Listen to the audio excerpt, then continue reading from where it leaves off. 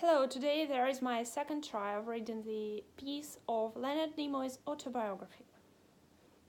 So, if I accept the notion of kismet, destiny, fate, there is that I was always meant for the role of Spock. How did my past prepare me to become a proper channel, a vessel for this alien, this outsider who is at ease neither on his home world nor on Earth? To answer that question, I have to go back more than 50 years to Broadway Theatre, an ethnic neighborhood in the heart of Boston called the West End. Like a lot of other 8-year-old kids growing up in the late 1930s, I walked with my brother down to the movie house on Saturday afternoon and settled back in a cushy seat in the cool darkness to look up at the indigo ceiling with the twinkling white lights that looked like stars. We usually went to the 1 o'clock Saturday show and got there 20 minutes early, so we could be first to pick out the best seats. 28 cents entitles you to a double feature, cartoon, short reel comedy, and the news. I don't remember what else was playing that day, but the main attraction was The Hunchback of Notre Dame, featuring Maureen O'Hara and Gypsy Esmeralda, and Charles Lawton as the title character Quasimodo.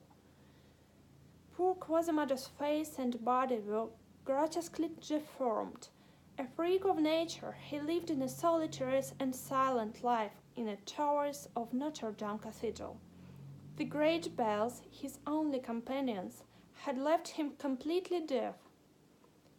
He was so ugly that when the movie began, I could scarcely stand to look at him.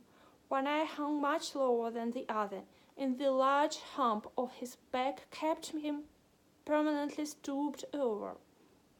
I wanted to avert my gaze, but I couldn't, because as the story progressed, I saw that beneath his different exterior was a heart that yearned for love and acceptance. So I watched horrified as poor Quasimodo was falsely accused of a crime and put on public display on a wooden pillory in the cathedral's courtyard. The king's guards tied him down, flogged him with a cat o' nine tails. He bore this punishment stoically, never crying out despite the pain. Then they left him to his humiliation while the pillory slowly turned, revealing his sufferings to the huge throng that had gathered.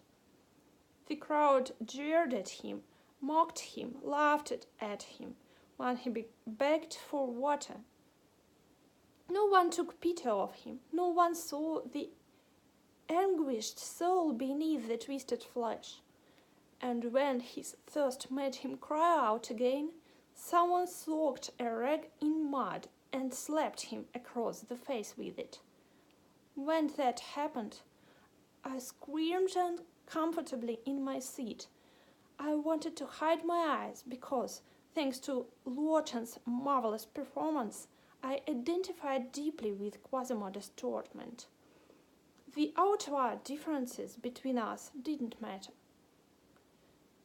And then a beautiful event unfolded on the flickering screen. Like the rest of the onlookers, the lovely Esmeralda was terrified and repulsed by the hideous creature on the platform.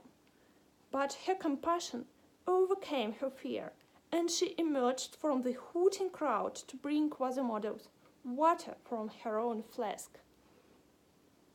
At the first word, would not take it. At first, he would not take it.